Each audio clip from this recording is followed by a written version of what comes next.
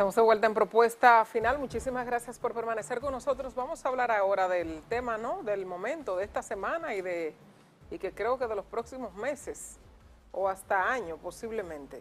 El doctor Pedro Balbuena, abogado del señor Ángel Rondón. Buenas noches, señor Balbuena. Buenas noches a usted, un gusto estar aquí. Qué bueno que nos acompañe. Tenemos muchísimas preguntas para usted. Vamos a empezar viendo cuál es el escenario actual. Todavía ni siquiera están presentadas las medidas de coerción, eso se va a conocer posiblemente el martes. Si adelantar, con su perdón, que el doctor Balbuena, fuera del compromiso de defensa que tiene ahora del acusado Ángel Rondón, es una de las personas que más conoce de este tipo de proceso en la República Dominicana y que de seguro nos aclarará, ¿verdad?, de cómo andará y en qué va a terminar todo esto. Así es. Bienvenido, doctor. ¿En qué momento judicial se encuentran, doctor? ¿Qué es lo que puede pasar el martes, pasado mañana? Jurídicamente, cuál es la situación actual? Como ustedes recordarán, en la audiencia pasada se pospuso para que las partes, sobre todo la defensa, que no había tenido oportunidad de entrar en contacto con las pruebas que sirven de fundamento a la medida de coerción, tomaran conocimiento de las mismas. Sí. Eso se produjo, más o menos podríamos decir, al menos en el caso nuestro, en el día de ayer en la tarde. Estamos en una labor que es más de organización de la información y no podemos hablar exactamente de que conocemos el contenido completo de esto. Pero el próximo martes lo que se dará a continuación a la solicitud de medida de coerción que ha promovido el Ministerio Público y que está a cargo de conocer por parte del juez especial designado por la Suprema Corte para este caso. ¿Se pudo haber hecho todo este proceso sin estar detenidos estos implicados en el caso? Claro, o supuestos implicados. De hecho, lo normal es que ocurra de esa manera en un caso en donde no existe riesgo de que ellos puedan frustrar el proceso. Tanto es así que ustedes recordarán que desde enero de este año esa investigación que tomó su curso, fueron interrogados en múltiples ocasiones esas personas que figuran ahí arrestadas. Y la figura del arresto solo existe para cuando hay riesgo de que la persona se evada o cuando desobedece un mandato judicial. De modo que en un caso como este la investigación pudo haber transcurrido e incluso la solicitud de imposición de medida de coerción pudo haber transcurrido con todos los imputados en libertad. Pero lo que es peor, desde cualquier punto de vista, la intención del Ministerio Público de imponer prisión preventiva por 18 meses, yo creo que debe haber consenso en la comunidad jurídica de República Dominicana que es no solamente excesiva, sino que es una petición absurda de cara al arraigo que muestran cada una de estas personas, no solamente mis representados, que justifica un tratamiento, digamos, diferenciado. ¿A qué usted le atribuye entonces ese comportamiento de la Procuraduría, la persona del procurador, primero de la forma de cómo se producen los arrestos y de iniciar y mantener el propio caso en arrestos a personas que usted ha dicho tienen el arraigo total y suficiente como para que se conozca estando en plena libertad? ¿A qué usted le atribuye este accionar de la Procuraduría? En mi opinión se trata de una manifestación clarísima de populismo penal. Lo que se quiere es, con este proceder, con este tipo de procedimiento atropellante y arbitrario, es enviar mensajes de que se está haciendo algo. Pero eso no es lo que quiere la ley. La ley quiere que se investigue, la ley quiere que se procese, que se recoja información y que se lleven los eventuales responsables a juicio.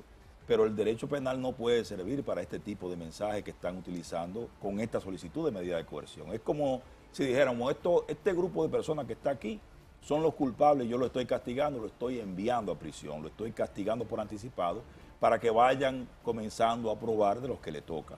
Entonces, en un país democrático... Por eso la presión de la población ha ido por ahí realmente. Nos imaginamos también la posición del procurador aunque se supone que la justicia no se maneja por presión del pueblo, ¿no? Como en la antigua Francia y el tema de la guillotina. Pero ha habido realmente una presión mediática, es un tema muy mediático y hay una presión real. En principio era el tema de la fecha límite para que el procurador diera a conocer. Entonces, ¿no debemos entender también la posición del Procurador General de la República en ese aspecto? entenderla es una cosa, justificarla es otra completamente distinta. Yo creo que ha recibido presión, de eso no cabe duda. Las evidencias, los medios de comunicación se han hecho eco de lo que ha ido pasando durante todo este tiempo. Entiendo también que es legítimo el que la gente proteste, el que la gente reclame. Ahora, lo que no puede hacer el procurador es guiarse por esas presiones para subvertir la forma en que está organizado nuestro sistema penal.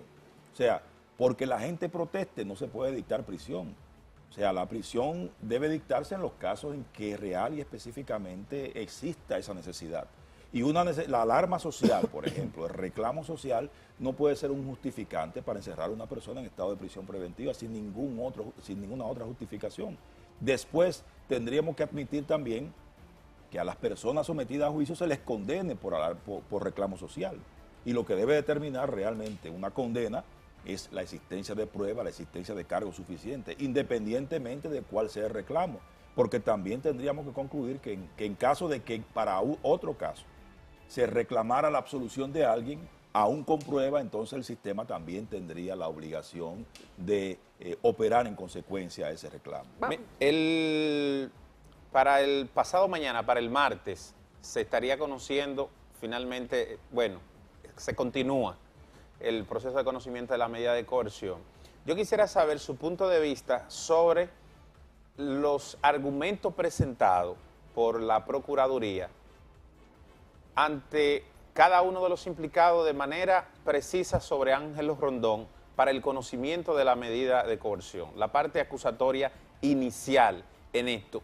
¿Qué cantidad de importancia, de relevancia ustedes ya han visto en ese documento presentado por la Procuraduría?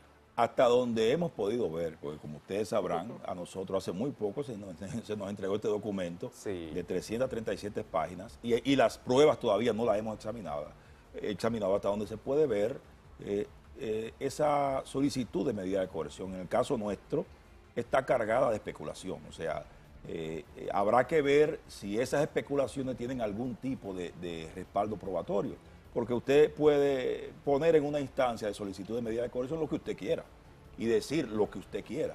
Ahora, habrá que ver si eso que usted dice tiene respaldo en los elementos que usted ha aportado, sobre todo partiendo del modo en que ha transcurrido esta investigación, porque todas las actividades que están ahí previstas, que están ahí indicadas en esa solicitud son actividades meramente legales. O sea, hablar, por ejemplo, de la imputación tan seria y tan grave que se hace de soborno implicaría, digamos, una posibilidad de probar mayor que la que ellos han manifestado incluso en su solicitud de medida de coerción. Para la decisión del juez de la instrucción especial, en el caso del magistrado Francisco Ortega, ¿él debe tener el conocimiento de todas las pruebas para poder dictar la medida de coerción o no? Quizás sería bueno precisar cuáles son ámbitos de conocimiento para decidir. Lo que exige una audiencia como esta es un juicio de probabilidad. O sea, a lo que tiene que llegar como conclusión el juez apoderado es que es probable que uno o varios o todos de las personas que figuran ahí como acusadas puedan resultar culpables del hecho.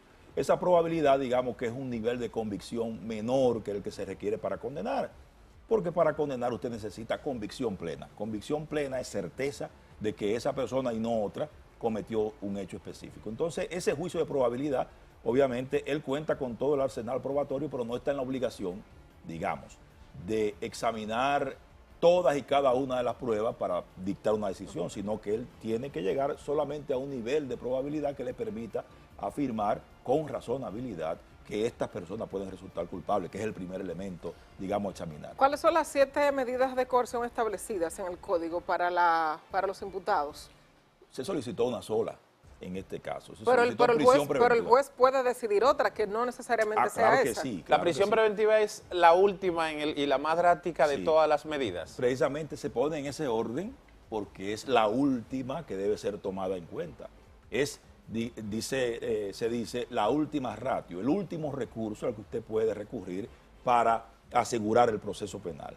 Entonces, aparte de esa, puedo mencionar que está la garantía económica, la presentación periódica, el impedimento de salida, el impedimento de salir de un espacio temporal específico, la colocación de grilletes electrónicos, la prisión domiciliaria, en fin, hasta la simple promesa de presentarse es una medida de coerción. En el caso, doctor, de su defendido, el señor Ángel Rondón, que por lo expuesto, ¿no?, y por lo presentado desde Brasil, pareciera que es la cabeza, ¿no?, de todo el entramado de corrupción que asegura la Procuraduría General de la República, y las declaraciones llegadas desde Brasil, sobre todo las que ofrece el señor Marcos Cruz Vasconcelos, que fue el que permaneció mucho más tiempo en la dirigencia de la compañía Odebrecht aquí en la República Dominicana. El propio señor Ángel Rondón había afirmado desde un principio que sí había recibido los 92 millones de dólares, decía él en ese momento, no como soborno para distribución, sino como representación comercial. Pero ahora, con la llegada de la documentación donde se desglosa, ¿no?, de qué forma se habían entregado esos recursos o cómo se había utilizado. O sea, establecen al señor Ángel Rondón como la persona, como el individuo, el cabecilla, origen para la distribución entre legisladores, diputados, senadores, funcionarios o exfuncionarios. ¿Cuál es, primero, sigue siendo sigue el señor Ángel Rondón con esa argumentación de que esos 92 millones de dólares no fueron utilizados para sobornos? Y si no es así, entonces, ¿cuál es el desglose que hace, cuáles son las revelaciones que hace el señor Marcos Cruz desde Brasil? La única verdad que hay aquí es que Ángel Rondón es representante de Odebrecht y que firmó un contrato con Odebrecht para representarle en el país en ocasión de todas esas contrataciones que ocurrieron. Y es también un hecho incontestado que ese contrato le ofrecía una ganancia específica, de un porcentaje específico. Y también es cierto que ese porcentaje específico justifica los ingresos que durante todo ese tiempo tuvo el señor Rondón en República Dominicana como en ocasión de esa representación. Lo que diga Odebrecht a través de su representante, hay que tomarlo con pinzas en la medida en que lo que ellos dicen allá lo están haciendo para exonerarse y para lograr disminuir la responsabilidad penal que tienen en su país en ocasión de estas persecuciones. Entonces, en esas condiciones y frente a la existencia de un contrato, me parece a mí, en mi opinión, la credibilidad de estas personas está muy mermada de cara a lo que podría ser acreditar la existencia de soborno. Pero además de eso hay una cuestión mucho más importante.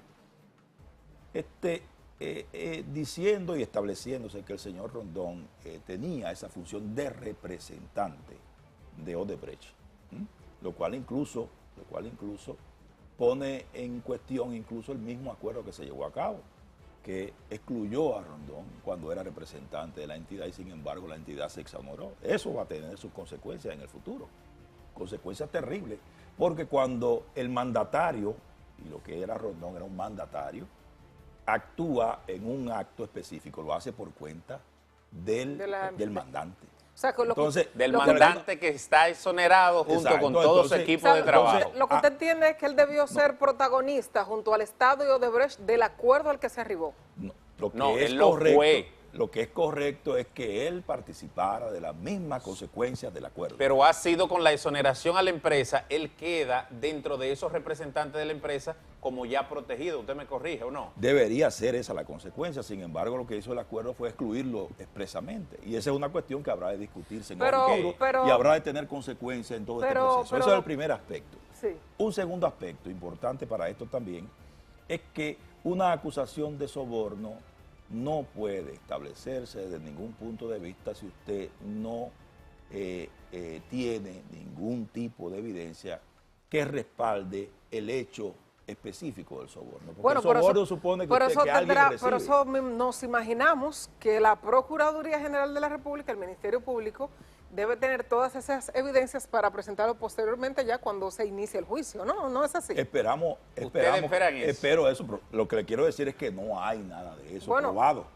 Estamos en la primera fase del proceso. Especulaciones. Pero doctor Balbuena, si esos 92 millones de dólares no fueron utilizados como soborno, como dice el señor Ángel Rondón, hay que creer en su palabra en inicio, ya lo que se demuestre luego ya eso es otra cosa, o si la Procuraduría puede demostrarlo. Pero si esos 92 millones de dólares no fueron utilizados para soborno, don Ángel se quedó con esos 92 millones y no fueron distribuidos de ninguna forma. O sea, ¿cómo se utilizó esos recursos? Si a usted le pagan para que desempeñe una labor. O sea, usted debe hacer una distribución de esos recursos. Usted se quedó con todo. Le pagan en honorarios. Y los honorarios son suyos. Ok, entonces, No don son para Ángel, dárselo a nadie. pero todo ese dinero se quedó don Ángel con esos 92 millones de dólares, o sea, no hubo una distribución como afirma la Procuraduría General de la República, porque él insiste en decir que su dinero él no se lo ha dado a nadie. Porque es propio. Si el contrato dice que le toca un porcentaje específico, existe obligación del señor Rondón de entregarle su porcentaje específico a otra persona. Ahí es que está el gran hueco de esta imputación. Pero la Procuraduría precisa en el expediente acusatorio sobre unas transacciones realizadas de algunas empresas propiedad, donde Ángel Rondón aparece como propietario, como accionista, a personas puntuales. De la Procuraduría no presentar pruebas de eso, se cae esos argumentos, el expediente por esa vía. Bueno, el expediente desde ahora tiene serios problemas de credibilidad porque está fundado en especulaciones. Y el juicio de probabilidad que tiene que hacer el juez no puede fundarse simplemente en lo que una parte afirme, sino en el respaldo probatorio que pueda darle a esas afirmaciones que tiene. Doctor Balbuena, acláreme algo.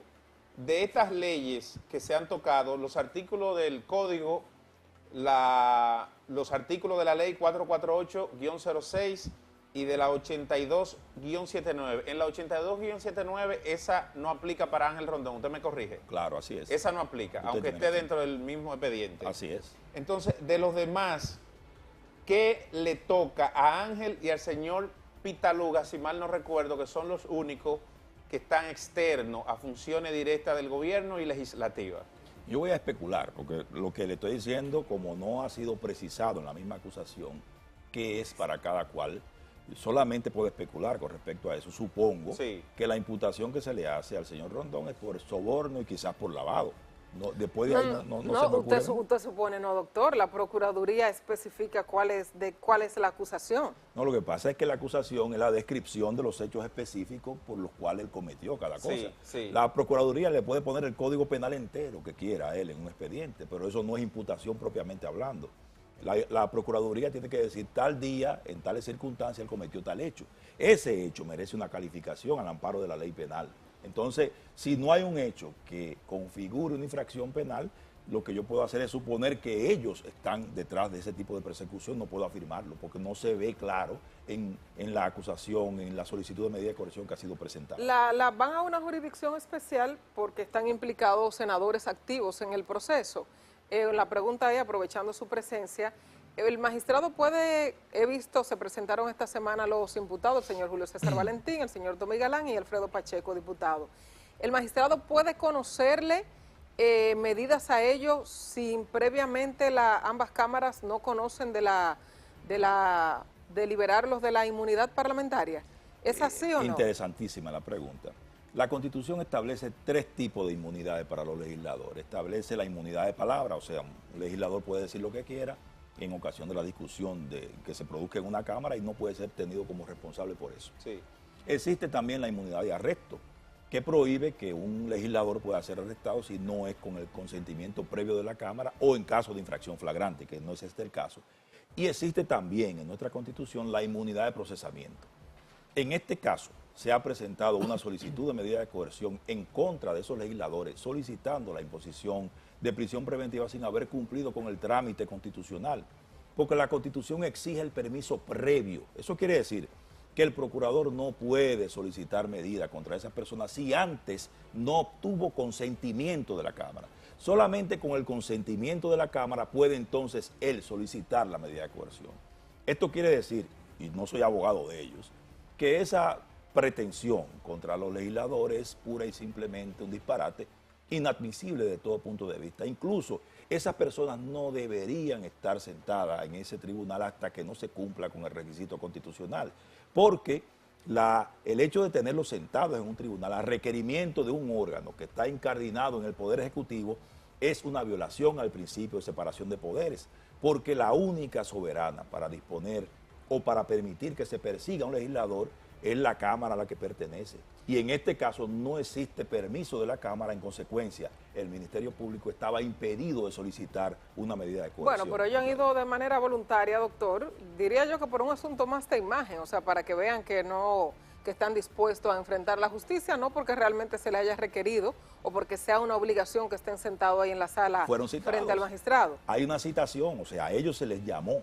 Cuando un tribunal cita a una persona, existe un deber de comparecer.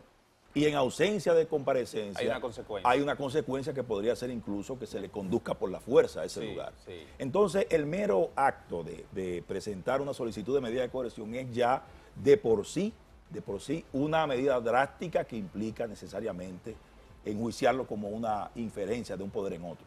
Otro tema importante que se llama aquí, que creo que es bueno que la comunidad lo sepa, el pueblo lo sepa, es que el privilegio, la inmunidad no es del legislador. No pertenece el legislador no puede renunciar a ella. Si él quiere renunciar a ella, tiene que renunciar a ser legislador. O sea, si ellos quieren despojarse de su inmunidad, deberían presentar renuncia. No es de la persona, no es del Entonces, individuo. como es un privilegio de la Cámara, es la Cámara la que tiene que examinar la suficiencia y la seriedad de la petición que se le hace. Incluso es tan así que el plazo que tienen para decidir es de 2 meses.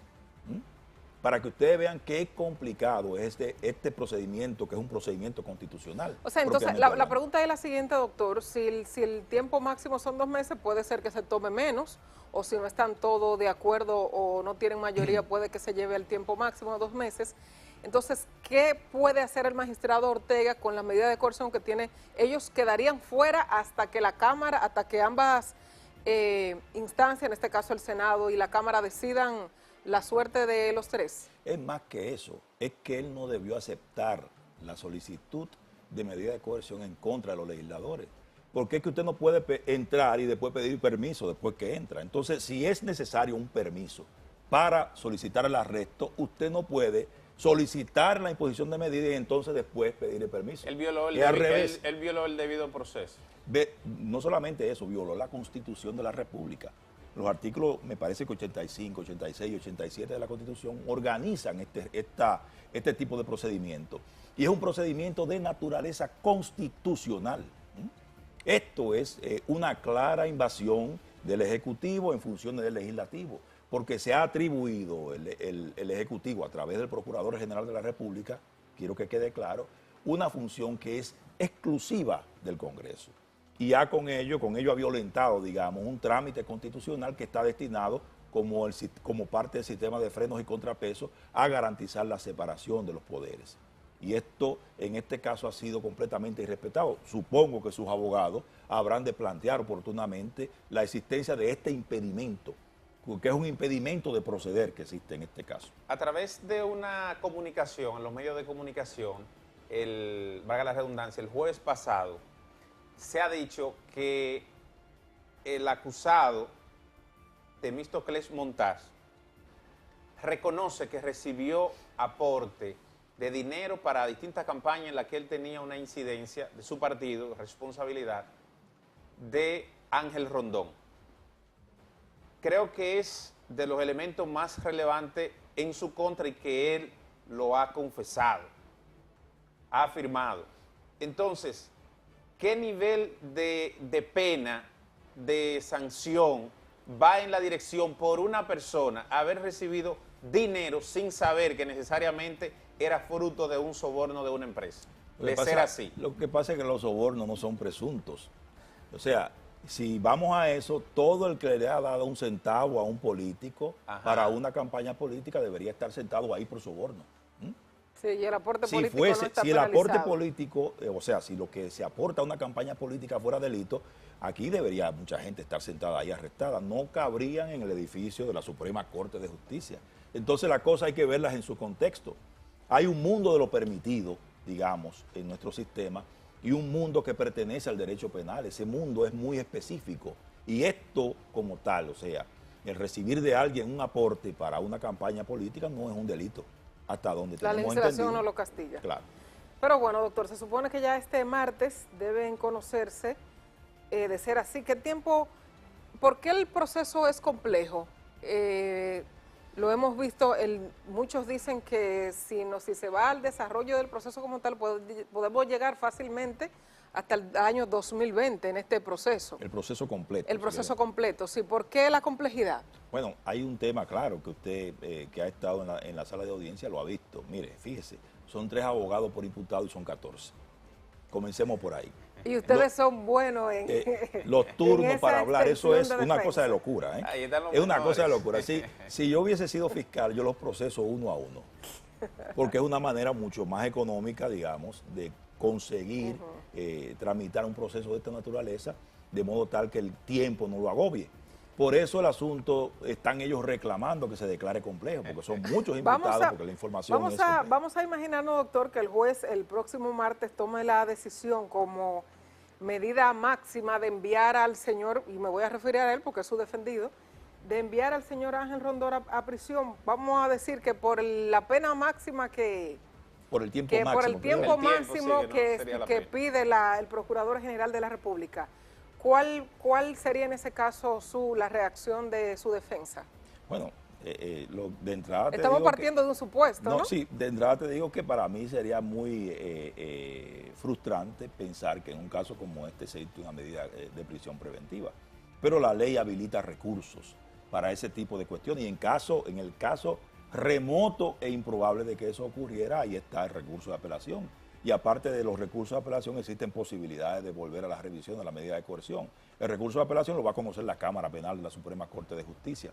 Para un caso como este, digamos que nos colocaría ante la encrucijada de tener que acudir a esa vía de impugnación. Bueno, doctor, muchísimas gracias por acompañarnos. El tema es bastante extenso. 3 horas más para... Ojalá y poderlo volver a ver en el transcurso del proceso, que nos imaginamos que igual será un proceso extenso. Muchísimas gracias al doctor Pedro Balbuena, abogado del señor Ángel Rondón, el empresario Ángel Rondón, implicado en el caso de los sobornos de Odebrecht en la República Dominicana. Muchísimas gracias, doctor. Gracias a ustedes.